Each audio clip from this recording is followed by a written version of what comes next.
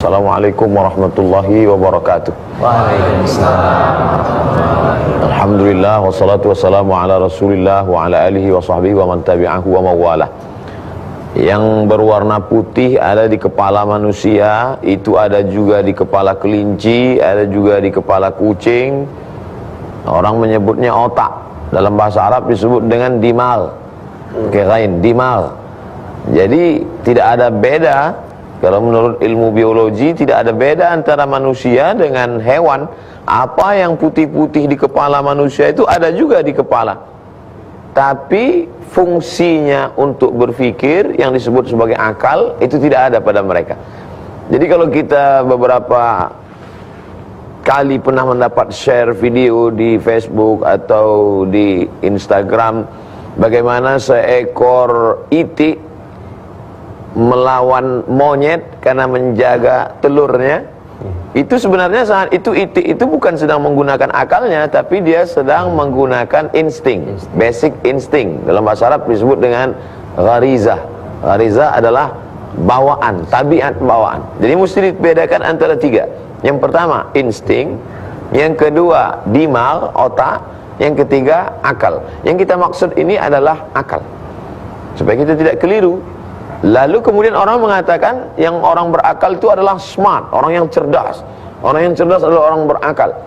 Nah, bagaimana kata Nabi Muhammad SAW? Dalam hadis dikatakan orang yang berakal itu al-kayyisu, orang berakal. Siapa orang yang berakal itu? Apakah yang IP-nya 4? Apakah yang profesor doktor? Apakah guru besar? Apakah penemu? Apakah ilmuwan?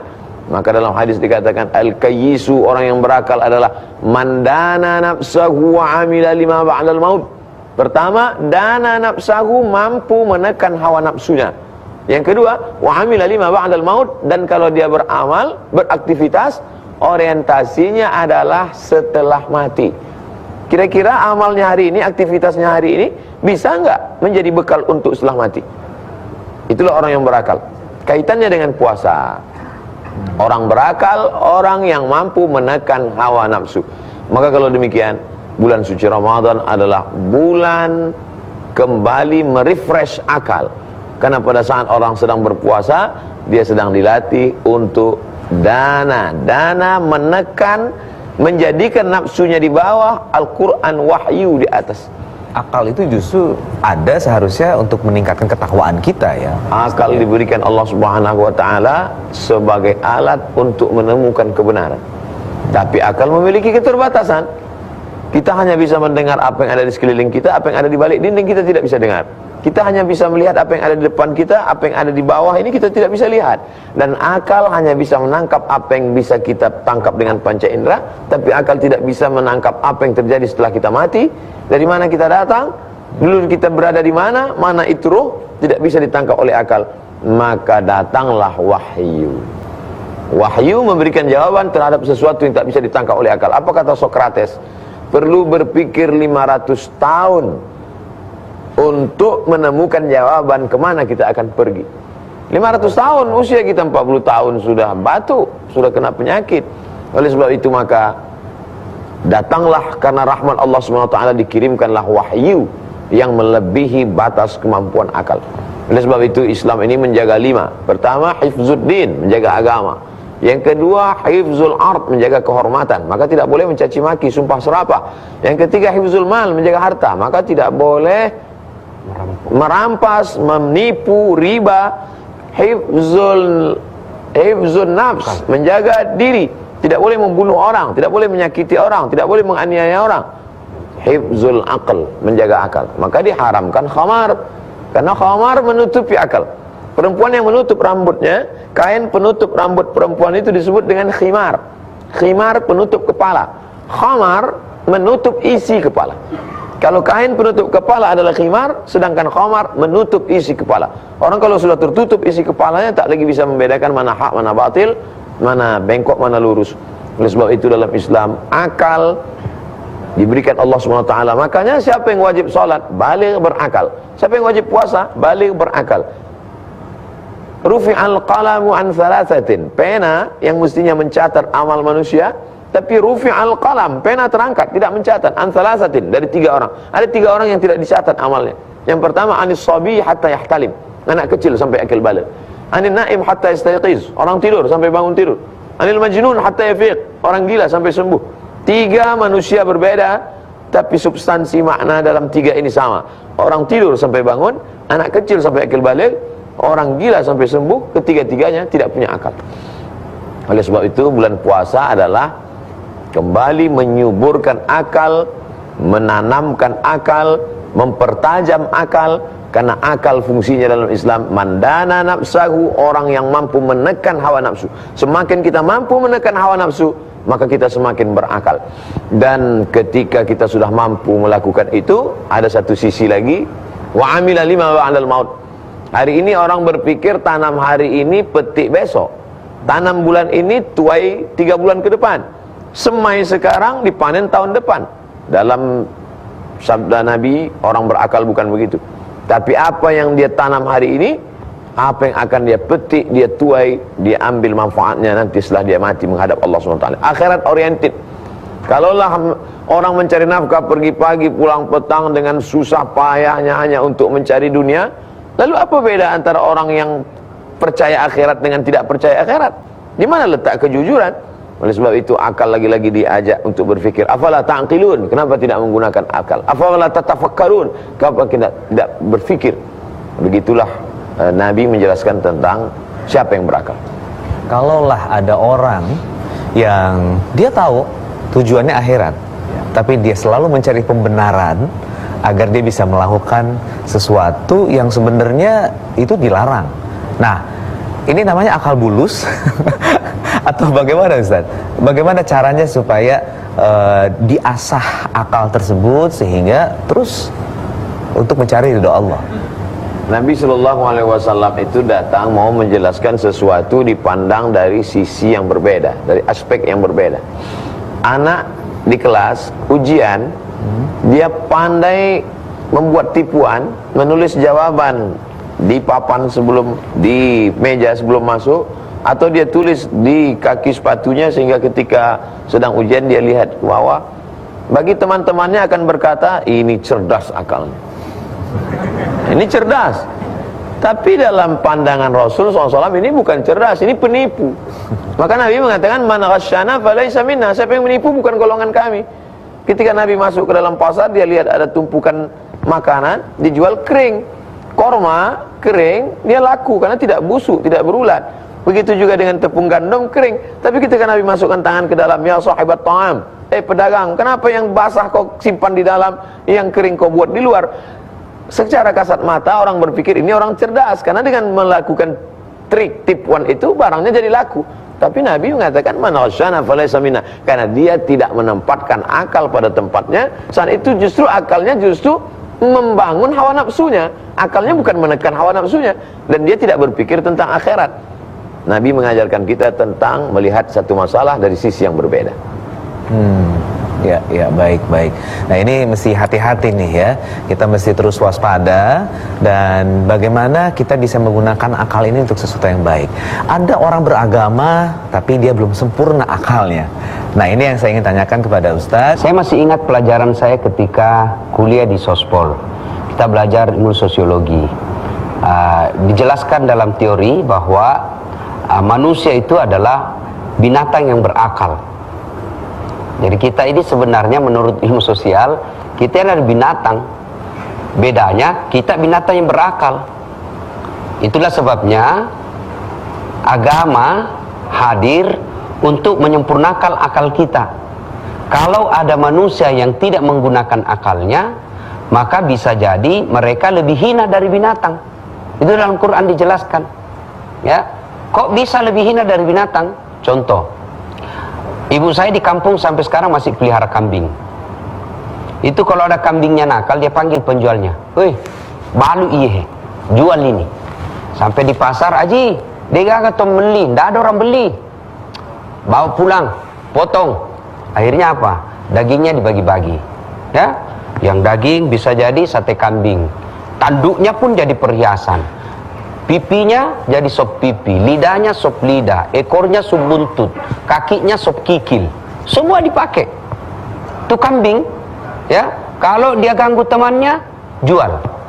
Tidak ada yang beli, potong, dinikmati. Tapi kalau manusia tidak pakai akal, ganggu orang, zina, tukang bohong, tukang tipu, jelek pula mukanya, bau keteknya. Mau dia apa, bos? Hah? Jual, siapa yang mau beli? Jadi kalau kambing tidak ada yang makan, dia ganggu temannya, kita bisa jual. Tidak ada yang beli, kita potong makan bareng-bareng. Kalau manusia, siapa yang mau beli? Dipotong, siapa yang mau makan dagingnya? Itulah agama mengajarkan mereka lebih hina dari binatang. Maka Ramadan ini Allah hadirkan untuk memaksimalkan akal kita. Apa hubungannya? Tidakkah orang yang selalu banyak makannya itu melumpuhkan akal sehat kita? Bawaan ngantuk aja. Coba lihat saudara-saudara sekalian, penonton yang ada di rumah, bandingkan mana lebih jernih pikiran kita ketika kita dalam keadaan puasa dengan terlalu kenyang. Buktinya kalau selesai buka, kadang-kadang kita sebenarnya ini kalau buka puasa, kadang-kadang kita bukanya tidak manusiawi. Iya kan, balas dendam. Semua dia makan. Itu nafsu. Saya masih ingat ketika kalau mau buka puasa kan, semua kita mau ambil kue. Ini pisang hijau lah, jalang kote, semua kita mau makan. Tapi begitu masuk 3 biji kurma, segelas air zam-zam, hilang semua nafsu itu. Itulah tadi yang mengumpul semua itu nafsu. Kemampuan setelah lewat di sini rasanya hilang. Maka puasa hadir untuk menjernihkan akal kita. Karena orang yang berpuasa cenderungannya lebih jernih pikirannya daripada orang yang banyak makan. Nah, bicara lagi dengan akal, yang merusak akal kita itu kan khamar. Kenapa khamar diharamkan? Karena dia merusak akal pikiran kita. Sehingga lagunya Umar Rama kan mengatakan, mengapa minuman itu haram? Karena merusak kepikiran.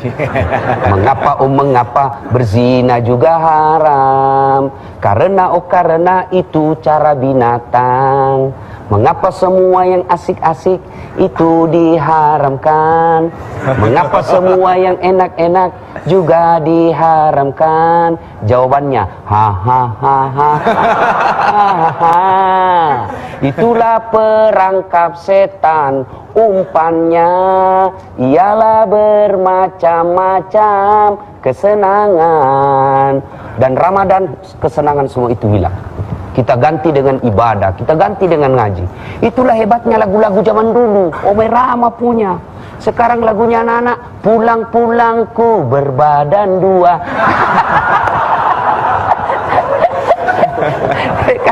Jadi jangan semua diharamkan. Ini anak-anak sekarang yang baru belajar agama 1-2 bulan, lagu saya diharamkan semua. Tergantung lah. Kalau lagu dakwah bolehlah. Nah, lagu dakwah tadi yang saya sampaikan, kenapa khamar diharamkan? Karena merusak akal. Kenapa berzina haram? Karena itu cara binatang. Tidak perlu akad nikah. Masa ada kambing akad nikah? Mengundang dengan hormat Ustadz Abdul Somad untuk menyampaikan khutbah akad nikah terhadap pernikahan kambing saya. Wah, pelecehan terhadap guru, bos. Nah, itu kenapa dilarang? Karena dia merusak akal. Maka Ramadan hadir untuk memelihara akal kita. Ya, percayalah saudara, setahu saya puasa itu menjernihkan akal. Dan saya rasakan ketika saya mau ujian, saya ini boleh dikata hidup saya lebih dari separuh habis untuk kuliah, habis untuk belajar.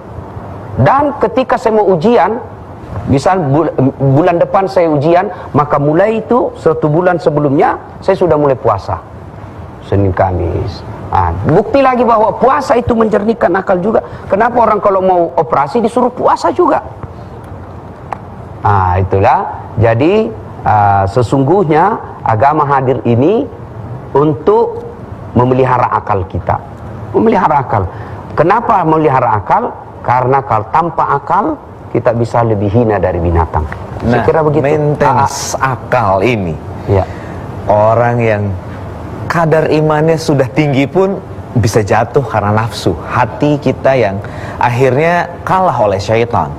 Nah, bagaimana Ustaz supaya kita terus menang, tidak tergoda oleh setan yang mengarahkan kita kepada ketidakbaikan? Ini bagaimana Ustaz? Inna syaitana yajri majrad dam. Setanlah mengalir dalam aliran darah. Syaitan yajri Kalau berjalan yamshi, yajri berlari kencang. Setan berlari kencang artinya aktivitas dia amat sangat. Setan yang all out. Dengan penuh keseriusannya yajri majrad dam, dalam aliran darah.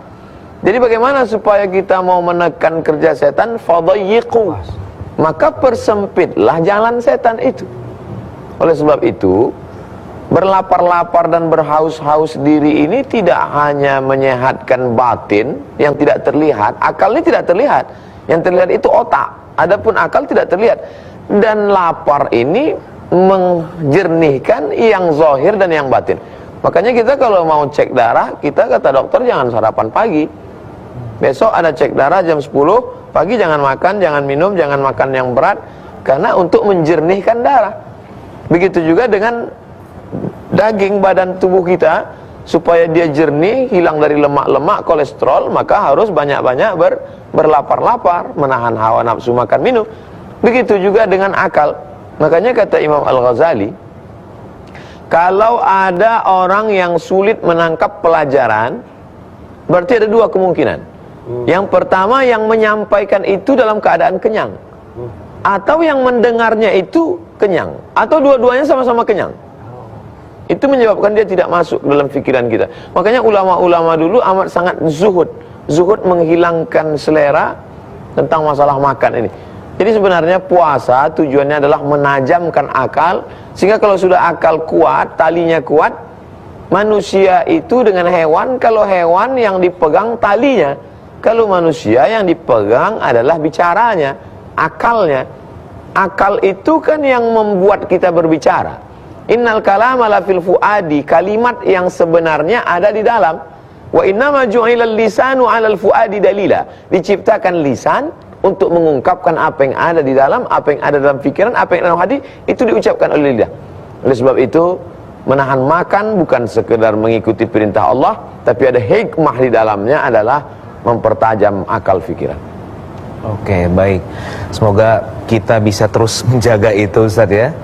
Apa yang keluar dari mulut kita itu karena kita sudah bisa memfilter yang baik dan yang benar, karena kita punya akal yang terus kita pelihara dengan baik. Semoga kita bisa terus memelihara dan Allah menjaga kita semuanya. Semoga terus di dalam kebaikan-kebaikan.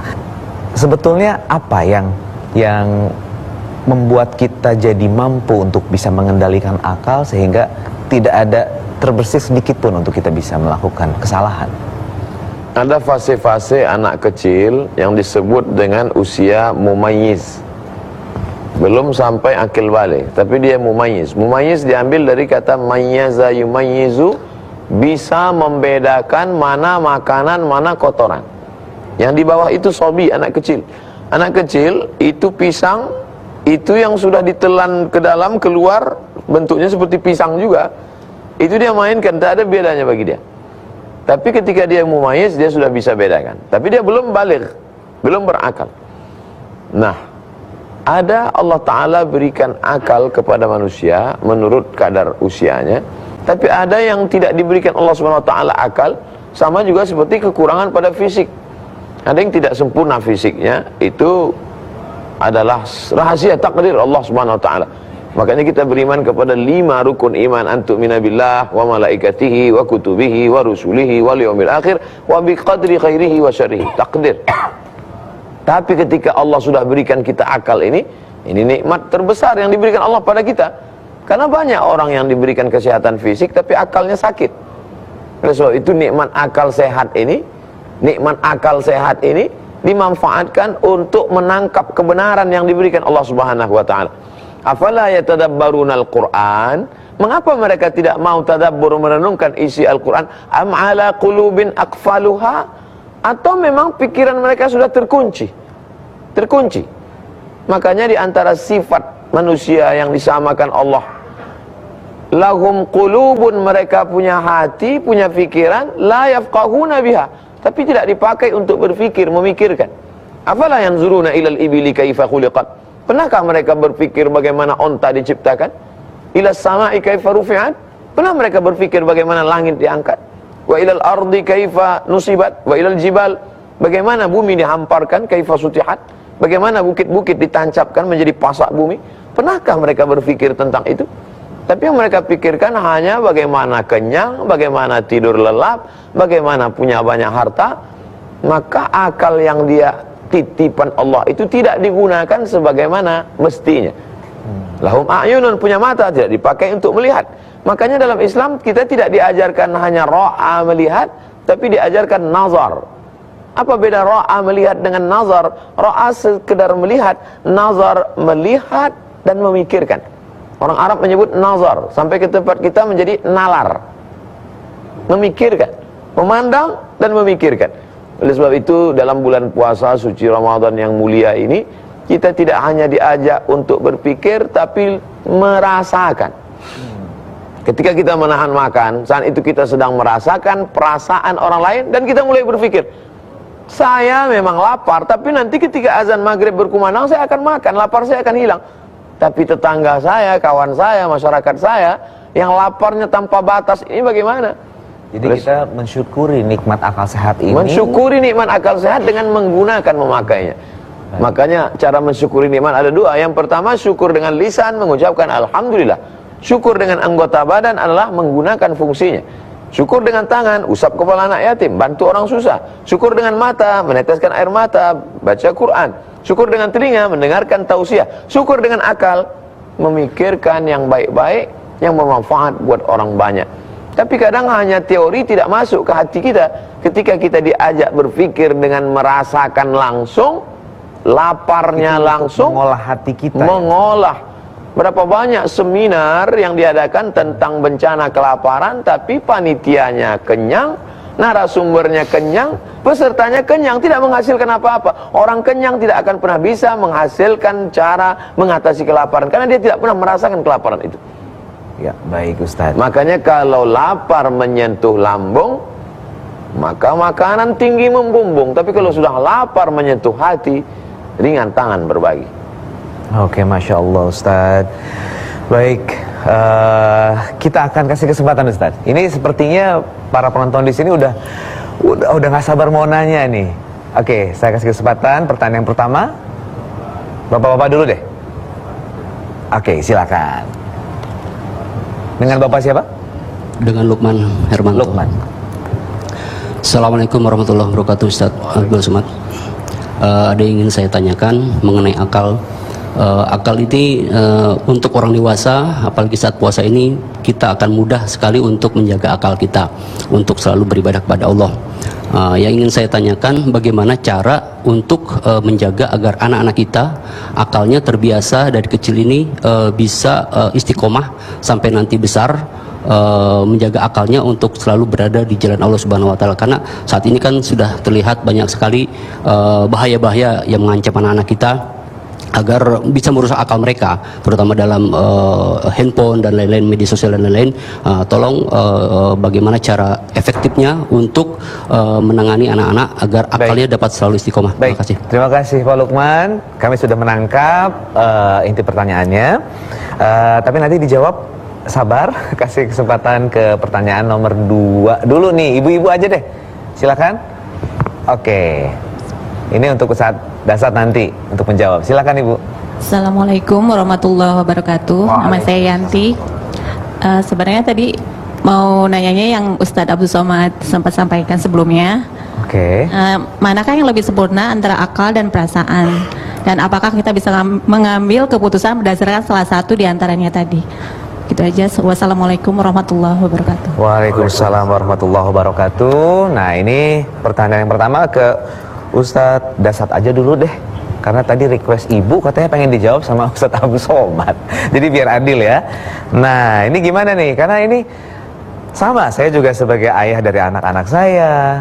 Sekarang juga kalau ngerjain PR harus lewat aplikasi di handphonenya Ustadz. Ngerjain PR dari handphone. Zaman sekarang emang tantangannya besar ya Pak ya. Nah, untuk menjaga akal anak-anak supaya istiqomah itu seperti apa Ustadz? Setahu saya ada 3 kewajiban orang tua kepada anak. Yang pertama, lahir, beri nama yang baik. Nama ini penting. Jadi tidak ada lagi pepatah ataupun ungkapan mengatakan apa arti sebuah nama. Bayangkan kalau semua orang tidak ada nama, maka yang paling repot caleg. pilih saya. Siapa? Saya. Ya. Jadi keliru itu kalau ada. Saya ini dosen komunikasi, nama itu adalah simbol. Ketika Anda mendengar Ustadz UAS, simbol UAS mewakilkan diri Ustadz Abdul Somad. Jadi nama, beri nama yang baik. Nama yang baik nama selebriti? Bukan. Nama yang baik nama pemain bola? Bukan. Nama yang baik adalah nama yang ada doa di dalamnya. Nah, itu bagian daripada ikhtiar. Misal anak kita diberi nama Mutmainnah, jiwa yang tenang. Semua orang memanggilnya wahai jiwa yang tenang. Itu salah satu. Mutmainnah, jiwa yang tenang. Ya. Dan nama itu saya bisa tahu minimal 2, agama dan suku. Ketika namanya Abdurrahman, 99% pasti muslim. Jadi nama itu bisa kita tahu nama agama. Yang kedua, dari nama saya bisa tahu suku. Ketika namanya Ambo Dalle, pasti orang Bugis. Tidak mungkin orang Cina namanya Ambo Dalle, tidak mungkin. Salah satu cara melihara anak itu nama, dan ketika dia besar dijelaskan. Nah, saya kasih kau nama Khalid. Siapa ini? Ada sahabat Nabi namanya Khalid bin Walid. Dialah menaklukkan beberapa kerajaan-kerajaan di bawah kepemimpinan Umar bin Khattab. Saya mau kau seperti itu, nak. Saya kasih kau nama Sumayyah sebagai perempuan. Siapa ini Sumayyah? Inilah orang pertama yang mati syahid membela agama Allah karena teguh dengan pendirian La ilaha illallah Muhammadar Rasulullah. Kau seperti itu, nak. Satu, kasih nama yang baik. Yang kedua, kewajiban orang tua memberi makan yang halal. Karena ternyata makanan yang kita makan, menurut ilmu biologi, makan karbohidrat yang kita makan diproses masuk enzim, masuk apa, menjadi gen. Gen inilah yang menentukan sifat manusia. Itulah sebabnya agama melarang kita memakan yang makan haram. Jadi salah sehingga satunya Nabi dari mengatakan makanan yang diberikan kepada anak-anak, ya. Maka Nabi mengatakan jangan kau berikan anakmu yang haram-haram supaya dia besar tidak berpikir yang haram-haram. Ya, coba lihat anak-anak pejabat yang makan haram-haram. 3 aja itu anaknya.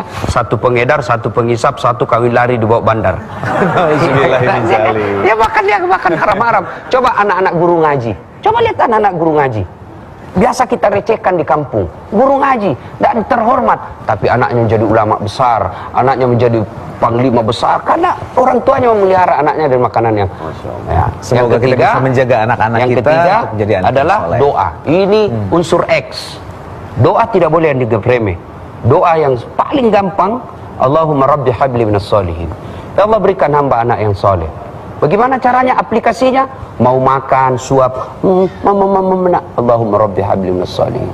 Dibangunkan tidur, bisik telinganya, rabbi habli minas solihin. Mau pergi sekolah, dekap, bisik telinganya, rabbi habli minas solihin. Apa sih itu, mak? Saya doakan kau nak jadi anak yang soleh. Sampai di sekolah diajak bolos, ayo bolos. Dah, saya tadi didoakan anak yang soleh.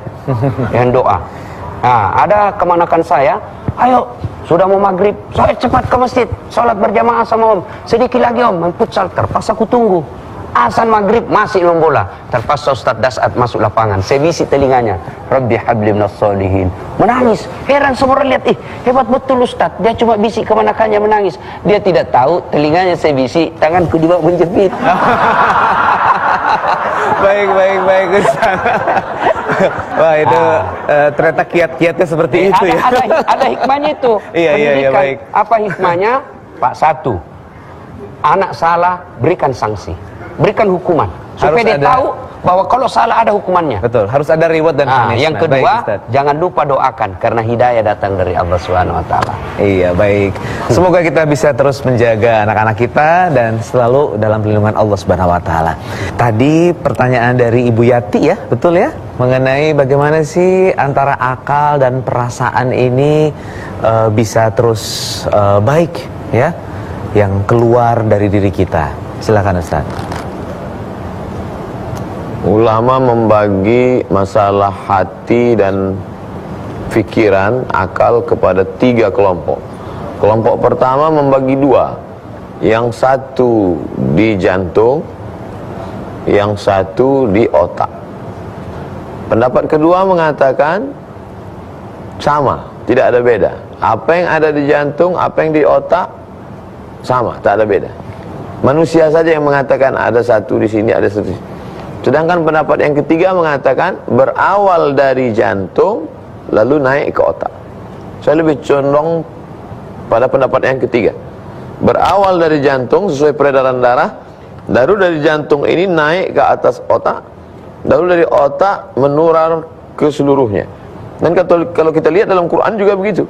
Khatamallahu ala qulubihim wa ala sam'ihim wa ala absarihim ghishawa. Dari jantung baru menular ke yang lain. Lalu kemudian begitu juga dalam hadis, ala fil jasadi mudghah, dalam badan ini ada segumpal, yang dia maksud segumpal adalah jantung. Idza salahat salahal jasadu kullu, kalau yang segumpal ini baik, yang lain ikut menjadi baik. Wa idza fasadat, kalau dia rusak, yang lain ikut menjadi rusak. Jadi sebenarnya yang dikatakan ada dua, yang pertama rasionalitas akal, yang kedua sensitivitas hati, sebenarnya berasal dari tempat yang sama. Hanya saja laki-laki dengan perempuan berbeda. Laki-laki lebih rasional, sedangkan perempuan lebih banyak ke perasaan. Makanya dalam beberapa hal keputusan diberikan kepada laki-laki, tidak pada perempuan. Karena ada perempuan yang pagi amat sangat lembut, baik, tapi sore amat sangat berubah. Sedangkan laki-laki dia lebih kepada rasionalitas. Sedangkan sensitivitas, kelembutan perasaan lebih diberikan. Makanya pendidikan anak diberikan kepada lebih banyak waktu diberikan kepada perempuan, karena perempuan itu lebih kepada perasaan. Kalau diberikan kepada laki-laki yang lebih pada rasional, itu anak itu tidak sampai besar, mungkin cepat meninggal dia. Karena dia lebih menekankan pada rasional. Oleh sebab itu, makanya perempuan dengan laki-laki dalam Islam disuruh al-mu'minun wal mu'minat. Mu'minun laki-laki yang lebih mengedepankan rasionalitas, wal mu'minat perempuan yang lebih mengedepankan sensitivitas, ba'duhum awliya'u ba'd. Mereka saling tolong menolong karena mereka adalah dua makhluk yang saling melengkapi. Al mar'ah sonur rijal. Perempuan itu adalah saudara laki-laki. Hanya saja berbeda pembagian yang diberikan Allah Subhanahu wa taala. Maka ini semua karunia Allah SWT. Yang satu ditajamkan akalnya, yang satu ditajamkan sensitivitas hati dan perasaan. Dan itu memang sudah kodratnya, sudah saling melengkapi. Saling melengkapi. Ya. Menindaklanjuti tadi bahwa akal itu harus bersinergi dengan hati. Hati ini sangat penting. Saya kasih saja contoh paling gampang. Ketika Anda dari Jakarta ke Bandung pakai kendaraan mobil, yang nyetir tangan, yang gas rem kaki, yang mengolah pikiran sepanjang jalan otak, yang melihat tanda-tanda rambu lintas mata. Tapi begitu ada tikungan, apa yang tertulis? Hati-hati. Tidak ada tertulis otak-otak. Ya kan? Penting. Nah, puasa hadir untuk mempertajam hati kita ini. Ya. Jadi kembali awal pembicaraan guru kita tadi bahwa orang yang berakal itu satu, ingat, mampu mengendalikan hawa nafsunya. Itu dulu. Kalau ada manusia tidak mampu mengendalikan hawa nafsunya, maka dia lebih hina dari binatang. Maka Ramadan hadir. Das'ad, kau puasa deh, supaya kau tidak menjadi lebih hina dari binatang. Yang kedua, berpikirnya lihat ke depan, bukan depan mata kita. Jauh dari itu adalah yang gaib, akhirat. Karena kalau Anda hanya melihat yang tampak oleh mata, maka kalian akan berpencitraan. Pura-pura masuk got, pura-pura ini, pura-pura apa. Ini pencitraan. Kalau itu hanya lihat mata kasat saja, tapi lihat ke depan. Orang berpuasa, kalau dia hanya melihat depan mata saja, maka dia tidak akan jujur. Puasa melatih itu. Yang kita lihat ini bukan hasil puasa di dunia saja, tapi ke depan. Orang puasa itu jujur. Jujur itu kan hadiahnya di akhirat. Coba lihat, kalau kalian kumur-kumur, siapa yang tahu kalau ada yang masuk sedikit? Tidak ada yang tahu. Nanti kita kejujuran. Siapa yang tahu kalau Anda masuk di kamar tutup, tidak ada orang lihat Anda merokok di dalam? Tidak ada yang tahu. Tidak ada manusia yang tahu. Tapi orang berpuasa bukan takut sama CCTV, bukan takut dan pencitraan dari manusia, tapi dia lebih jauh dari itu adalah untuk kehidupan akhirat. Itulah orang yang berakal. Maka Ramadan hadir untuk mempertajam dua ini. Satu, melatih hawa nafsu kita. Yang kedua, melatih keikhlasan kita, dan keikhlasan itu ada di hati. Sekira begitu. Untuk mempertajam sesuatu yang zahir dan yang gaib. Ya. sehingga ya kita terus berada dalam tracknya ya Ustadz ya. Iya, baik. Ini sebetulnya sesuatu yang saya nggak suka karena saya harus mengakhiri untuk bisa menimba ilmu dari para guru-guru saya. Tetapi insya Allah besok kita akan kembali dalam program kesayangan kita ini. Selamat menjalankan ibadah di bulan Ramadan, dan semoga semakin hari kita semakin menjadi pribadi yang Allah inginkan. Baik pemirsa, terima kasih atas kebersamaan Anda. Insya Allah esok hari kita bertemu kembali, dan insya Allah akan diakhiri oleh doa dari Ustadz Abdul Somad. Billahi taufiq wal hidayah. Wassalamualaikum warahmatullahi wabarakatuh. A'udzu billahi minasyaitonir rajim. Bismillahirrahmanirrahim. Alhamdulillahi rabbil alamin. Wassalatu wassalamu ala asyrafil anbiya wal mursalin wa ala alihi wa sahbihi ajma'in. Allahumma matti'na bi asma'ina wa absarina wa quwwatina ma ahyaitana. Jadikanlah pandangan kami, telinga kami, akal kami, hati kami, kekuatan kami menjadi ibadah bagi kami ya Allah.